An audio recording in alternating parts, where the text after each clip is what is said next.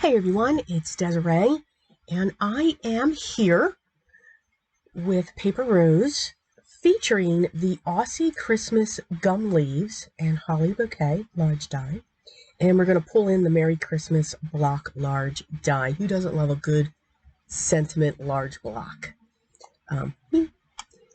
So I'm going to get my card base set, and what we're going to do today is some very simple die cut inlay, but using our specialty cardstock. All of, different, we're going to use some gold mirrors, we're going to use some red glitter, and we're going to use some green glitter. But use what you have. You can create your own. What's great, we can do some watercolor panels and then use that. And what's great is the number of times that you die cut your piece to get your inlay pieces, you can actually create that number of cards too, because you can interchange them. So keep that in mind. I've die cut the main die, the Aussie Christmas gum, 4 times. 3 out of white cardstock and 1 out of a gold satin mirror cardstock. And I am just going to layer those up.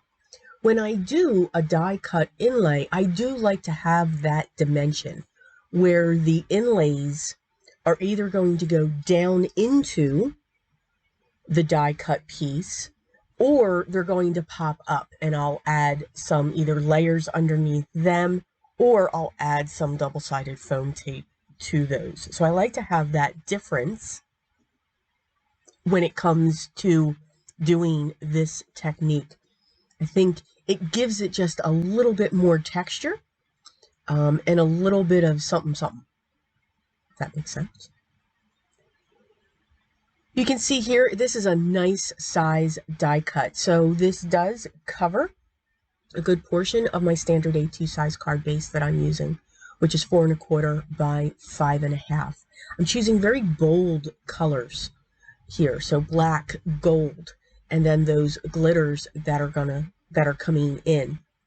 Now, with my Merry Christmas, I don't know what was in my head, but I'm actually going to show you how we fixed it. Instead of die cutting more for this card specifically.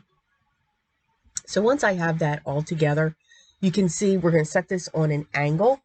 Now, while my frame is the same type of mirror cardstock that I used for my die cut, and then I put a black panel in there. That black is just going to make everything pop even more to give that bright boldness.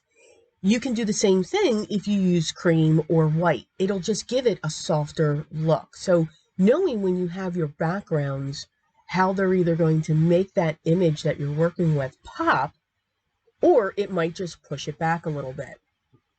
I die cut my Merry Christmas sentiment from a charcoal paper. Now, I'm not realizing this. It's so dark, which I thought would have looked great on against this gold and green and all of those colors that are going to sit there.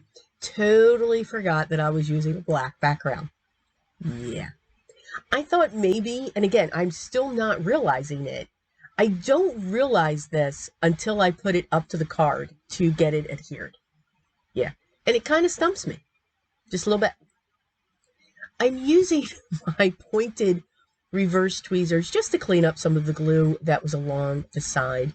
Now I'm going to fill in these sections. So I've put my glue down first, and then I'm using my wax pencil to pick up these pieces and get them in place. I can use the pencil as well to push them down. Now remember, since it's glitter, you don't want to use your pencil like you would a pencil, because you will get those wax shavings on top of the glitter cardstock. going to push in the green glitter cardstock as well.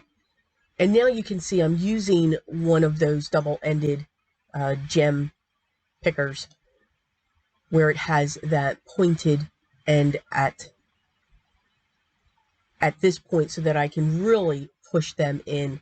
By using pressure, I actually snapped the wax pencil, which is okay. It can be sharpened.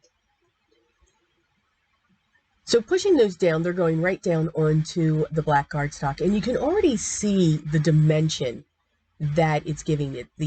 That center stripe of the gum leaf is actually creating a shadow once you get the glitter down in there. So it really creates a lot of dimension and texture. And this took no time at all. It's right about here that I'm realizing, see how there go the fingers. Then I'm like, oh my, this is too dark. So we don't throw it away. I don't need to put it in my stash for a future card. I'm actually going to pull out some white acrylic paint. This is by Delusions, and I love these acrylics.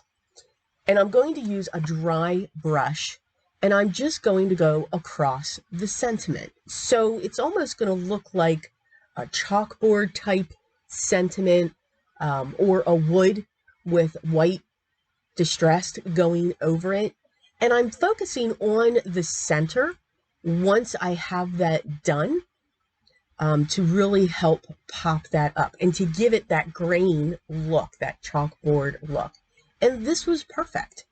This actually worked. I love the look at it. Now it looks really bright. That white will dry back just a little bit because we did do that dry brushing technique, but I think it looks perfect.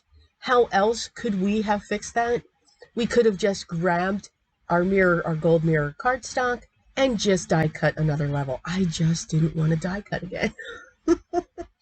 So using, your paints, or doing a dry brush technique, or maybe you have pearls, you could actually lighten up your sentiments, to use them in other ways and to stretch them out. Or you could just die cut another one, but I was really trying to avoid that. So again, just being creative, working with what we got.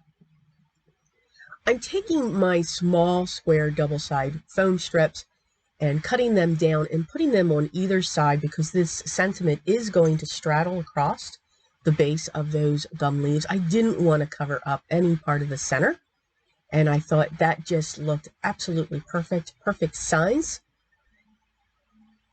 A quick Christmas card that anyone would enjoy. So I do hope you enjoyed today's project. As always, the products that I used will be listed down below in the video description. If you have any questions, make sure you leave those down below and somebody should be getting back to you shortly. Enjoy your time, enjoy what you create, and have fun, and rest. 'Tis the season and the holidays are around us. Take care, everyone, and always remember what's most important. Always be creative. Until next time.